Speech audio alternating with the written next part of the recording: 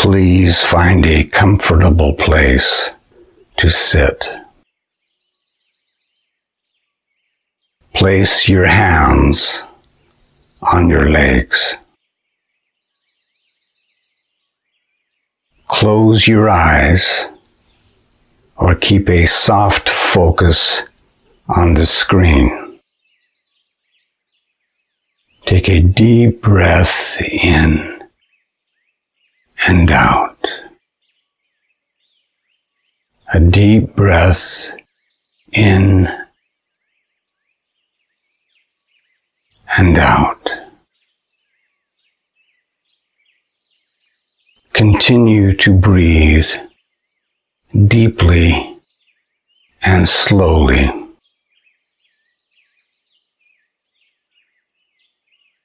Feel relaxation flowing down from your head into your neck, into your shoulders,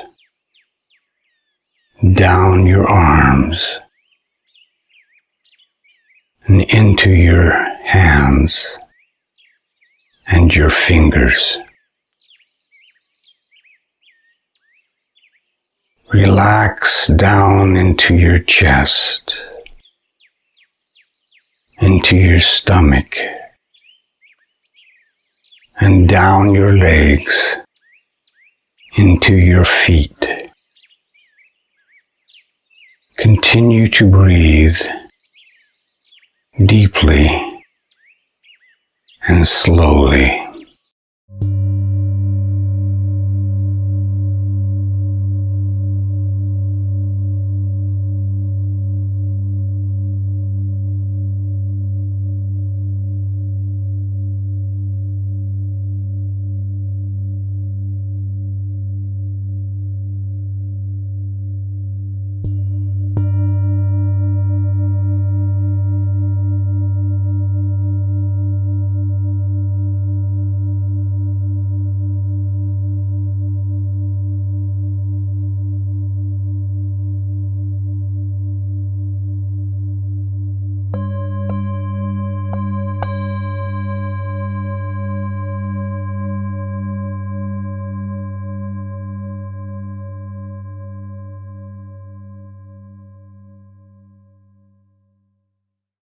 Okay.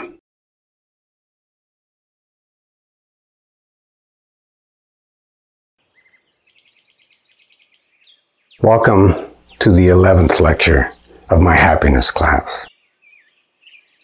The topic is engagement, and by this I mean engagement in the world external to yourself. Feelings are determined within. It's our judgments of what happens outside that actually create the feelings. But almost everyone engages in the world to feel better. We are externally focused most of the time. So here I'm going to address the ways and means of engaging in the world that seem to enhance our chances for greater happiness. What has been shown by science of happiness and experience to increase your happiness by how you engage in the world.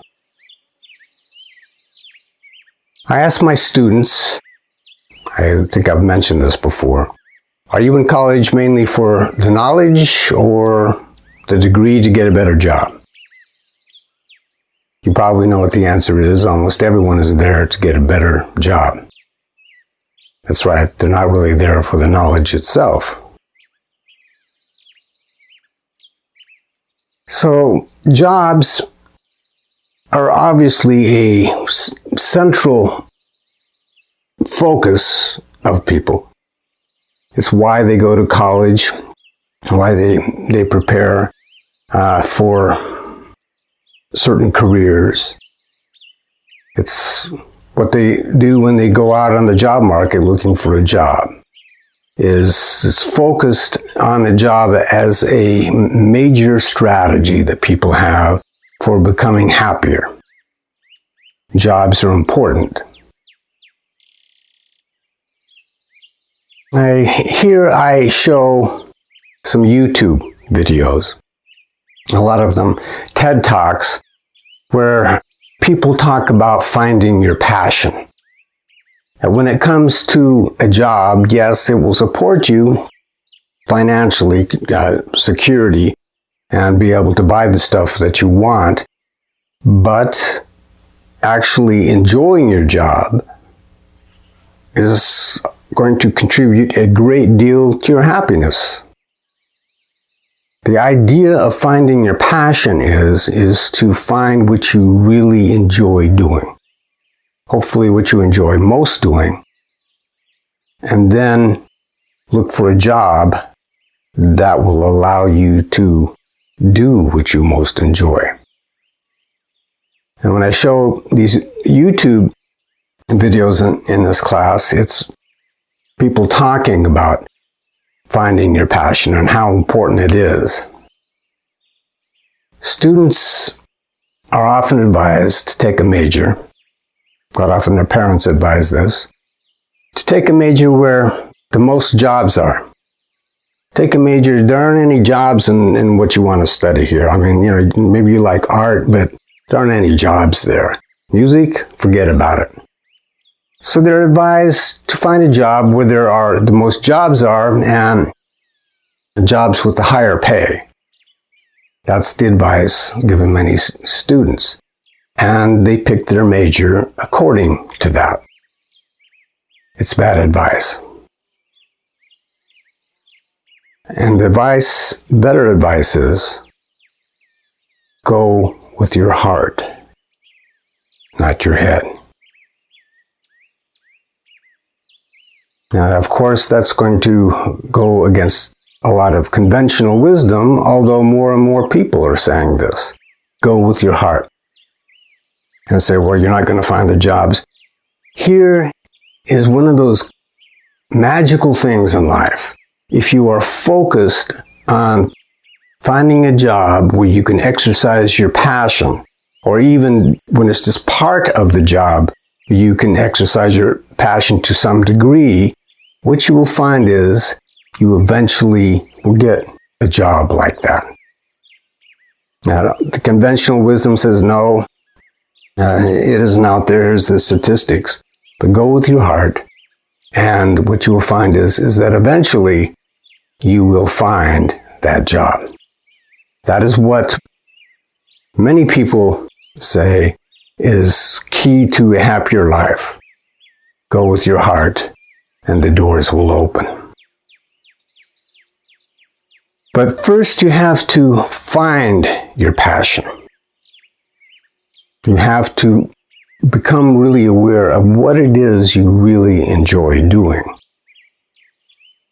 That isn't necessarily easy for some people. They've been doing what they were told is the wisest thing to do, and so thinking about their passion was actually not part of their game plan. How do you find your passion? First of all, just pay attention to what it is that you enjoy doing. What seems to be the most enjoyable type of activity. I'm not necessarily talking about a job here. What do you enjoy doing? And you will find that many of the creative things that you enjoy doing, many of the things that you enjoy doing involved with people, that there are jobs that allow you to use your creativity, use your interest in people, use those talents that you have, but nobody seems to be interested in them. Find them, and there are ways to do that. There are plenty of videos, as I said, on this very topic about finding your passion. So if you're interested in that, I leave it to you. You can definitely get a lot of really good advice on YouTube on this subject. And of course, it doesn't just have to be a job, because we have a lot of leisure time these days, depending on the job. With your pastimes, your hobbies, and the creative projects, all these things that you do, that they can serve as well. That you can exercise your passion outside of a job as well. And that counts, of course. I mean, becomes part of how you feel those feelings you want to feel by exercising your passion. Of course, you're far more free to do those type of things because nobody's paying you for them. But find your passion. Go with your heart when you're looking for the job in a career field. And it doesn't necessarily have to be a career field because people change their jobs a lot these days. I mentioned that the quality and quantity of relationships are strongly linked to happiness levels. Relationships are important and they are at the top of the list for external matters that enhance your happiness. This is the science of happiness, that relationships are very important, and having a good quality relationship and a lot of relationships, those people tend to be at the top of the happiness levels, according to this research. So relationships are very important. Of course, whether you have the relationships or not, that's kind of up to you, and it isn't always, of course, a matter of choice. So rather than telling you what relationships you should have and how many, I'm going to give you some relationship advice. First of all, always heed the golden rule. Do unto others as you would want them to do to you. Why does this help your happiness? First of all, you will find that being kind and helpful to other people feels good. It simply is something that is highly associated with higher levels of happiness and better qualities of feelings. But what you will find is that how you act towards people has a big impact on how they act towards you. There is really something that you can try out yourself. Be kinder to people. Be more helpful. And you will discover they react in kind. How you treat other people is going to come back to you. And this is part of the magical universe of how you have, which might call the loving aspect of the universe. Treat others well, and you will receive what you give. Another means of getting far more out of your relationships is to appreciate more and judge less. Leave the ego out of your relationships as much as possible. Appreciating others quite often means is that you stop looking at those things that bug you about them, and for a while give them a break. You know, every person has depths that you don't know about. I've always found this to be true, is that I've judged someone as shallow and superficial, and then they will say or do something that I say, whoa, I didn't know you had those types of depths. But you will find that everyone has depths that you don't know about. Everyone has this almost huge repertoire of things that are hidden unless you become more aware of them. Appreciate, you feel better. Appreciation is enjoyment. It's joy. And judgment, of course, is going to be more associated with the negative feelings. So this is good advice just according to your own feelings. But once again, once you appreciate people, what you will find is is that those depths become more obvious to you. And the more interesting people become. There's much more to anyone than you can possibly imagine. And here's some advice that is truly important to your relationships and also important to your enjoyment of them. Listen more and talk less. Rather than thinking about what you're going to say next, how you're going to reply, simply listen. Because that's one of the things that we human beings are always doing. We're having a conversation, but we're not really listening to them.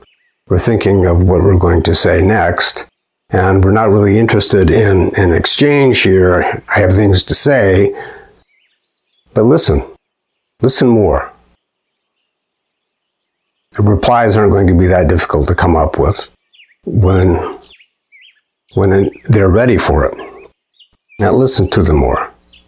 I guarantee you that this makes things a lot more interesting and a lot less reactive. And they usually are going to return the favor.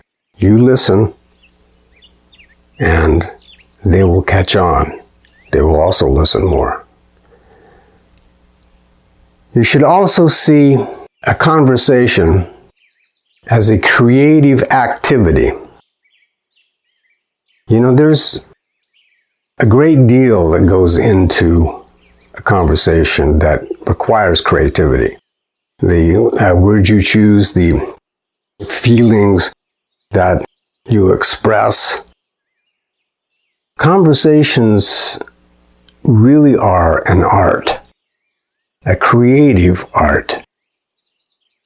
And you can feel somewhat of the reward of that creativity when you pay attention to it.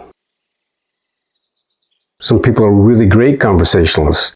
They have a great deal of creativity that way. Other people don't so much. But even then, that the ability to express yourself really does take a great deal of intelligence to some degree. That there's a lot involved in our ability to communicate with each other. Another suggestion is be curious. Be curious about the other person. As I said, there's a lot more to them than what you can see with the eye. And you will find that there's almost always some interesting aspects you didn't suspect. And when you're being curious and asking them questions, they really enjoy the fact that you're paying attention to them and you're interested in them. And that, of course, will improve your relationship. Just be curious. Be curious about them. Ask questions. People love that. We engage in games all the time, in competitions that we do for the enjoyment. We enjoy the games. We enjoy the interaction of those games. We enjoy the creativity of those games. We enjoy the competition of those games. But remember, you are playing a game for the enjoyment. When the game is over, it doesn't matter who won. It was for enjoyment. When your ego is engaged and you're enjoying yourself playing the game, or you're too engrossed in the competition, and then you lose and get angry, what do you get out of that? The whole point of the game was to enjoy it, and now you blew it. So when you play a game, it isn't about winning. And when you don't care about winning after the game, you're going to find that a lot of sometimes the anger and rancor that comes out of a game where somebody loses and wins will be gone. Enjoy the game. Enjoy the aftermath. Don't think about winning. Or, of course, pretending that you really care about winning during the game could be fun, but after the game, there's no point.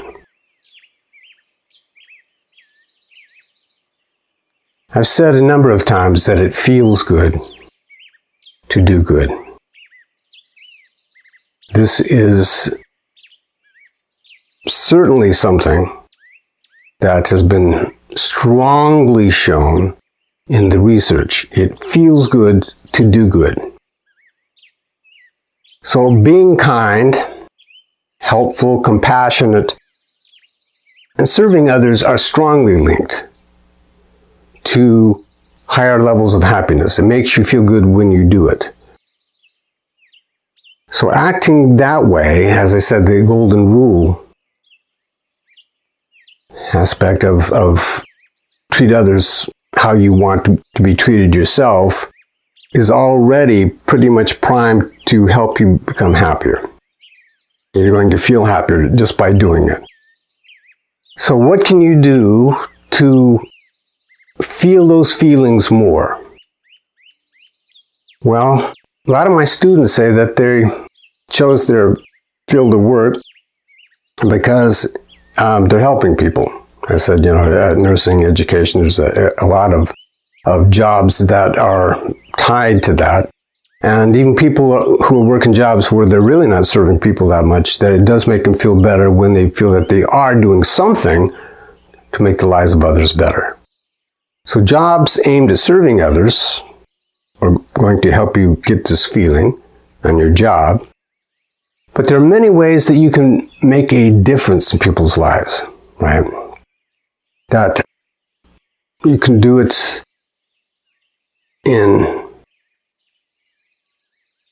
you can create opportunities, right? I mean, as far as serving others, but there are helping projects, volunteer type of projects, mentoring, serving children, some of the larger projects. But you can also engage in random acts of kindness, paying forward. People do these things and it really gives an emotional reward. Beyond that, it has a big impact on people. They say that a random act of kindness, someone just kind of out of the blue being very kind and helpful to someone, is going to have a major influence, or some influence at least, on the people who see it. Just seeing acts of kindness makes other people more prone to pay it forward, to act kind to others.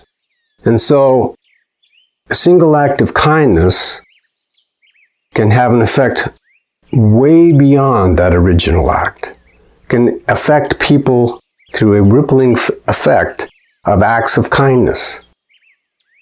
They say when everyone acts like that, it will change society. So acts of kindness, volunteering,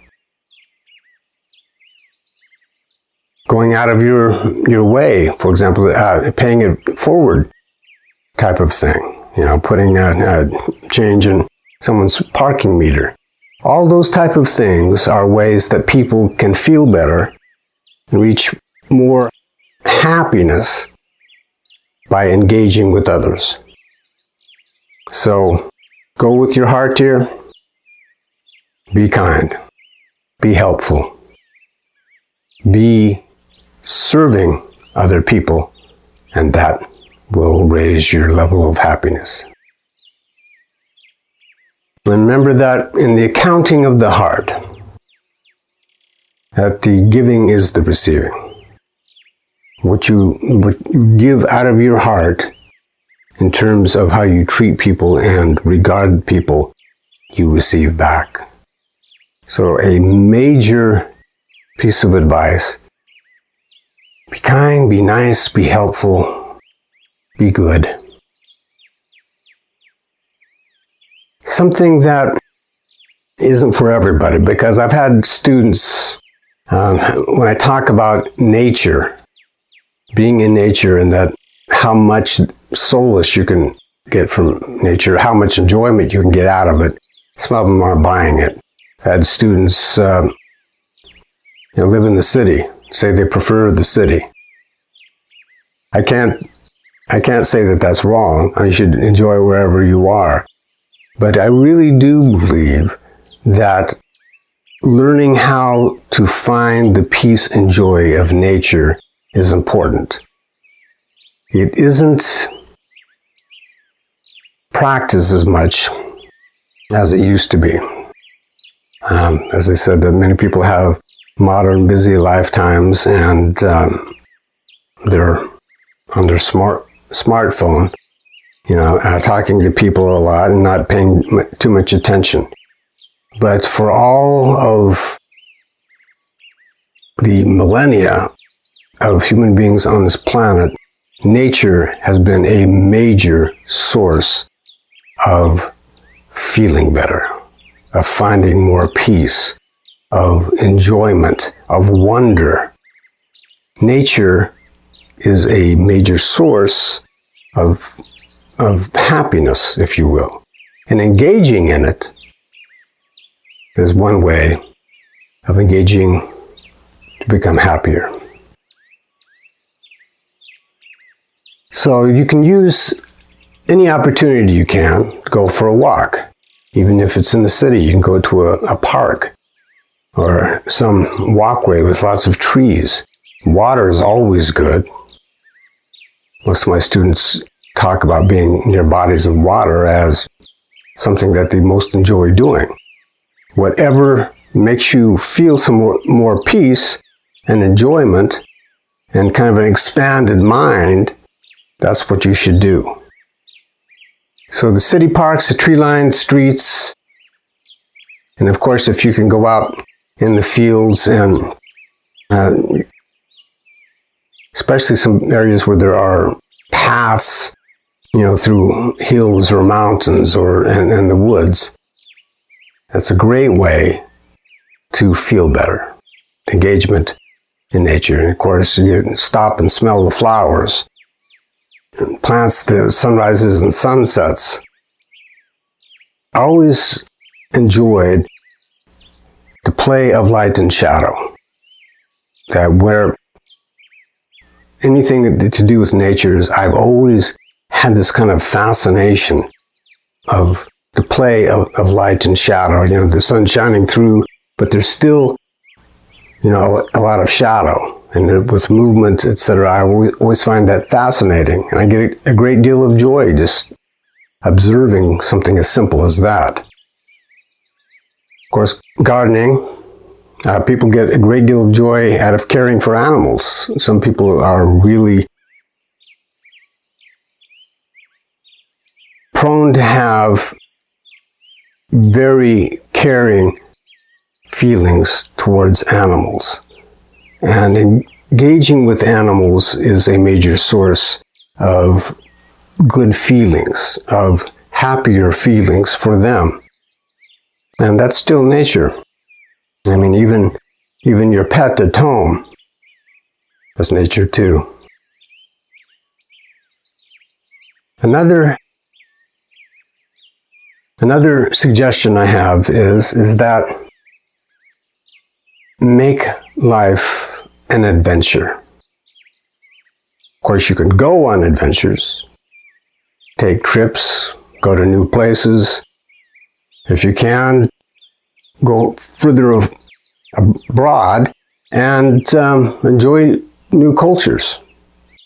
That's always a rich source of fascination, and it gets you out of the normal and expands your horizons. It becomes a bigger world, and there's a lot more out there that you will find somewhat fascinating and will kind of tickle your fancy, and certainly a lot that you'll be curious about.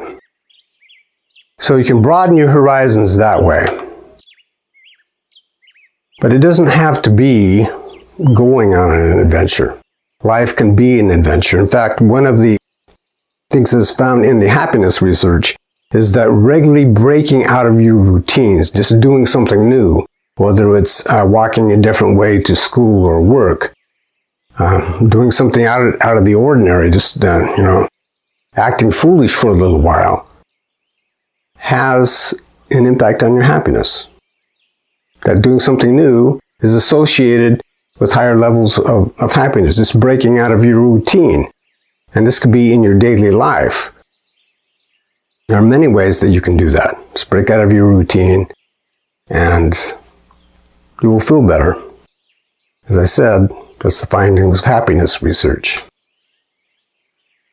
What I find is also, and this goes along with relationship advice, is that people can be a rich source of surprise. That the more you're curious about people, the more you pay attention to them, without just thinking about how they relate to you and what you can get from them. People are an adventure, I find.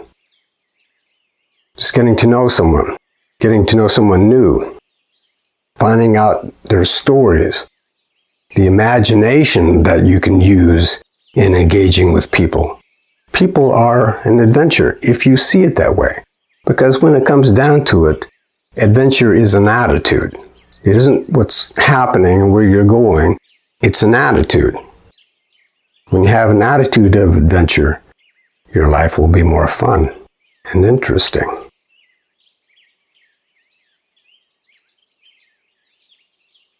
These are all ways that you can feel better by engaging in the world outside. Next lecture, I'm going to turn to mental techniques to feel better. We're going to look inside for things we can do as a means of becoming happier. So I hope that you join me and have an adventure, appreciate more, talk less, do good deeds. Namaste.